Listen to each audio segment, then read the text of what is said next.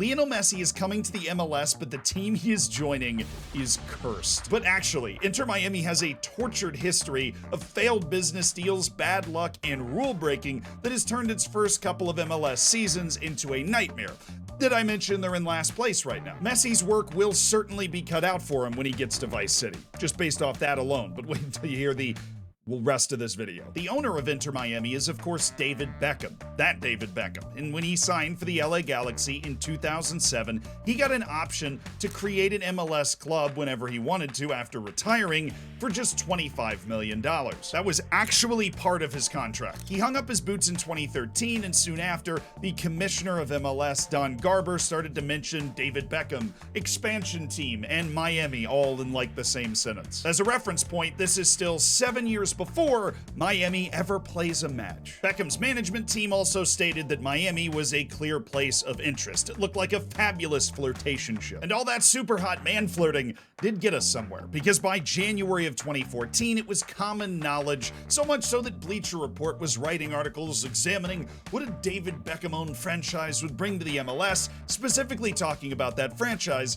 being in Miami. And like all good flirtationships, eventually it had to come to an end when on February 5th of 2014, Don Garber, the commissioner of MLS, awarded David Beckham his club in Miami. And at this point, you might be wondering when the cursed and tortured part is going to start to creep in. And I promise we are about to get there. First off, this announcement was, of course, more than 6 years before Miami would ever kick a ball in a competitive match. And if you're thinking that's just how long it takes to create a club from scratch, that's just not true for basically every other team that's joined MLS. As a reference point, in 2014, Don Garber was talking about expansion in Miami and also in Atlanta. And before Miami ever kicked the ball, not only had Atlanta joined the MLS, it had won the MLS. When Miami becomes a real thing, a city like Cincinnati's not even being mentioned as an expansion destination, and Cincinnati started playing before Miami did. And there was one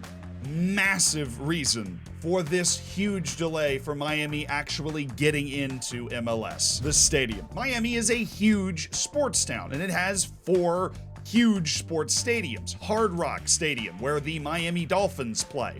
The Florida Marlins play in this giant eccentric monstrosity we're going to talk more about later.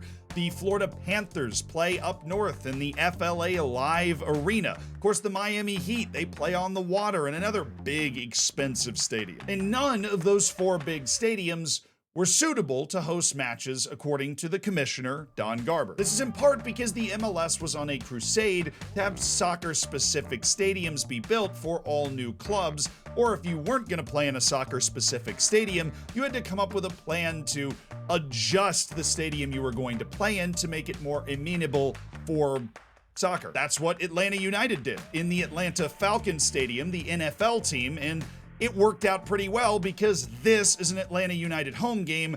Listen to the limbs. Welcome back, 17s! But Miami could find no such deal, nor did it want to. We don't want public funding. We will fund the stadium ourselves. Now, that is their official team announcement in 2014. So this was an issue that was well known, and the ownership group that Beckham was leading already had a plan to try and counter it. Beckham reiterated his promise that no public funds would be used all over the place, anywhere he could. And the early signs actually looked really good. Miami-Dade County, the county in which Miami resides, voted unanimously to give Mayor Carlos Jimenez the right to negotiate with Beckham's ownership group about different stadium sites. The Guardian said at this point 5 stadium sites had already been identified and they were working to figure out which one was the best of them. But then, of course, you knew this was coming. We hit the roadblocks. The first spot, right next to the docks, rejected because there were concerns that it would interfere with cruise operations, which are the lifeblood of Miami. How about another one by the Miami Heat Stadium? Rejected just because. An attempt to build a stadium together with the University of Miami? Apparently abandoned just because. What about near the Miami Marlins Stadium?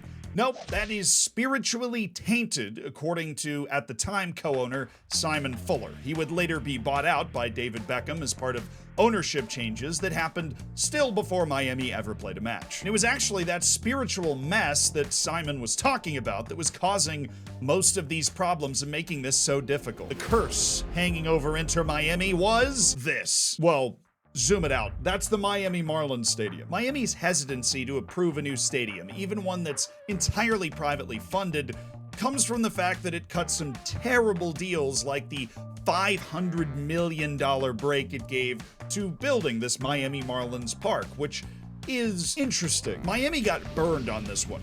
Bad, because the long impact is billions of dollars of money that Miami is losing out on, and the guy that got the stadium for the Marlins then sold the team and kept all the money. There's also been rumblings that the Miami Heat stadium got way too sweet of a deal as well. It got so bad that in 2011 there was a recall vote over this issue that got the mayor of Miami-Dade County removed from his office. Carlos Alvarez was recalled because of how bad their stadium deals were. And then in comes Inter Miami like, can we have a new stadium, please? They're not gonna be too keen on it, obviously. They might be the only people immune to David Beckham's charms. I'm certainly not. But after all of these initial failures, Beckham's group said that they would spend some time weighing their options for other stadium sites in the city. But this put David Beckham and the entire ownership group in a very precarious position. They were granted a club, but that was dependent on them being able to find a suitable stadium, and then getting that stadium approved by the league. And then Beckham would be forced to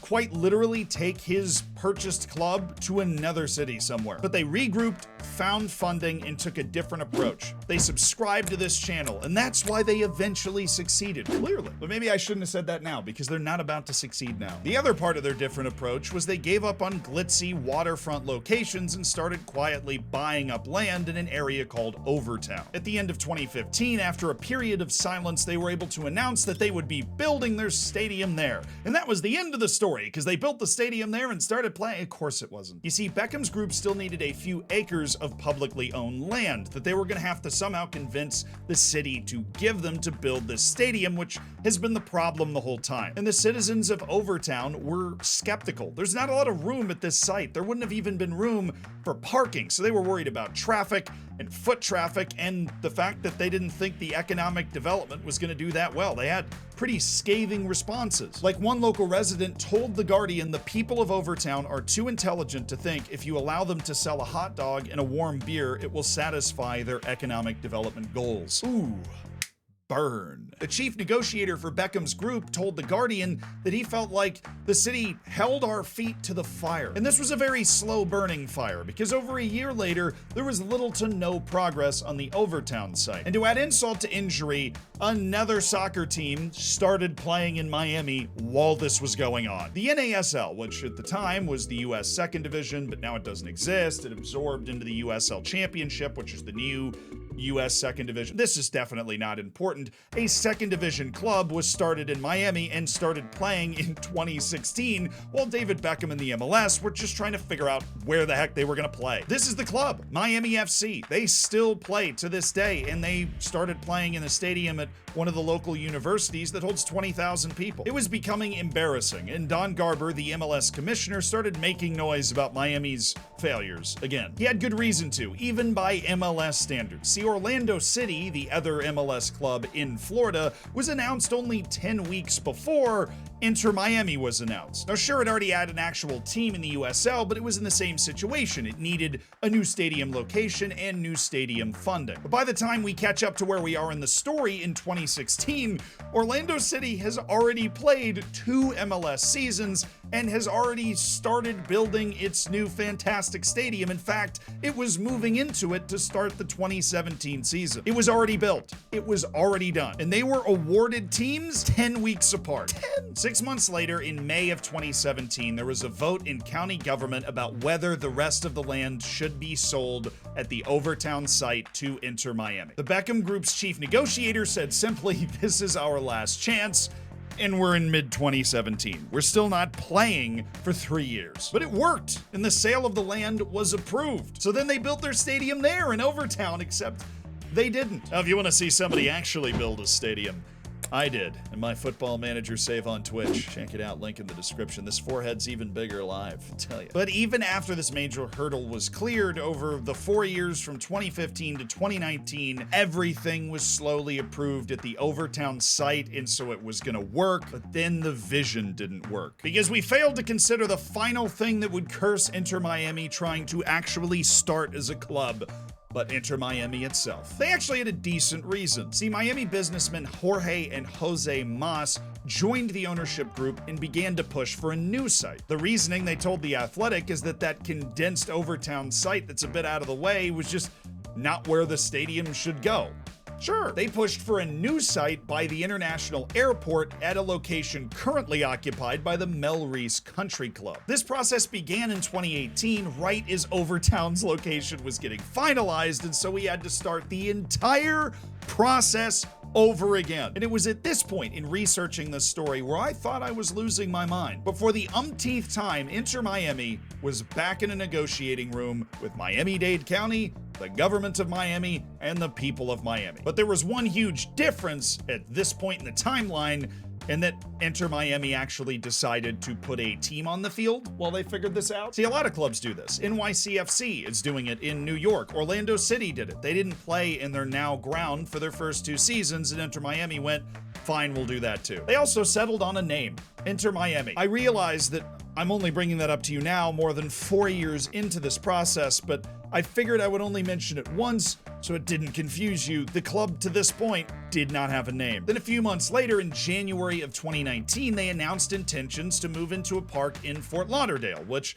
if you're unfamiliar with South Florida geography, is up here above Miami. It was the former home of a club called the Fort Lauderdale Strikers. Inter Miami would move in, revamp it to 18,000 seats, get it up to working order, and then play there until their new stadium project, now called Miami Freedom Park, would open. And by the start of 2020, fire the confetti cannons, Inter Miami was able to field an actual team that would play in what is now called Drive Pink Stadium, while that massive stadium project, Miami Freedom Park, was pushed through the Miami government. Good thing nothing wild happened in 2020, am I right? Inter Miami debuted on March 1st, 2020, away to LAFC, a club that, according to SI, was supposed to come in at the same time as Inter Miami at one point in this process. And then they played away to DC United the next week and lost 2-1. That was just all a precursor to the long-awaited home debut of Inter Miami. Even though it was in Fort Lauderdale, they're finally playing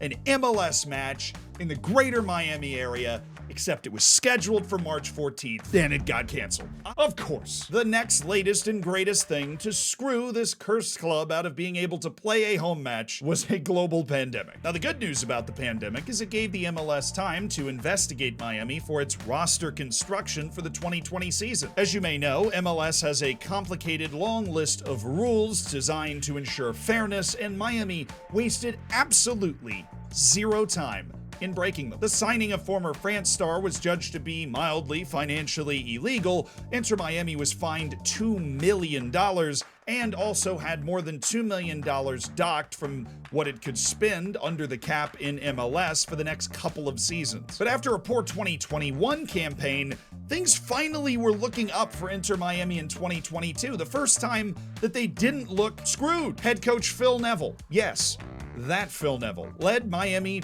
to the playoffs. They finished 6th in the Eastern Conference. Progress was being made on the huge stadium project. The zoning was approved. The public vote said yes. So this left Inter Miami without a head coach, in last place in the Eastern Conference, and still very much playing in Fort Lauderdale. But then they signed this up-and-coming kid named Lionel Messi, and also the country club where the stadium was supposed to be built was closed, Mel Reese Country Club, on March 19th. To begin construction on Inter Miami's stadium. They actually had to edit that down. My shock lasted for a few hours. It took over 9 years, but finally, Inter Miami had secured plans and begun construction on a beautiful downtown stadium. And maybe, just maybe, that and signing a guy who has about 2,700 Ballon d'Ors is enough to turn around this club that has had such a torturous start to life. I, for one, am rooting for them. Their kits are cool, and I respect an ownership group that is, 1, this determined, and 2, pays for their entire stadium out of pocket. If you want to learn more about anything from David Beckham's weird introductory press conference thing to what exactly is going to be around this new stadium in Miami, every source that we used for the research of this video is in the description, so do check that out. If you want to keep binge watching videos, we've got this one about a wonder kid that quite literally came from nowhere.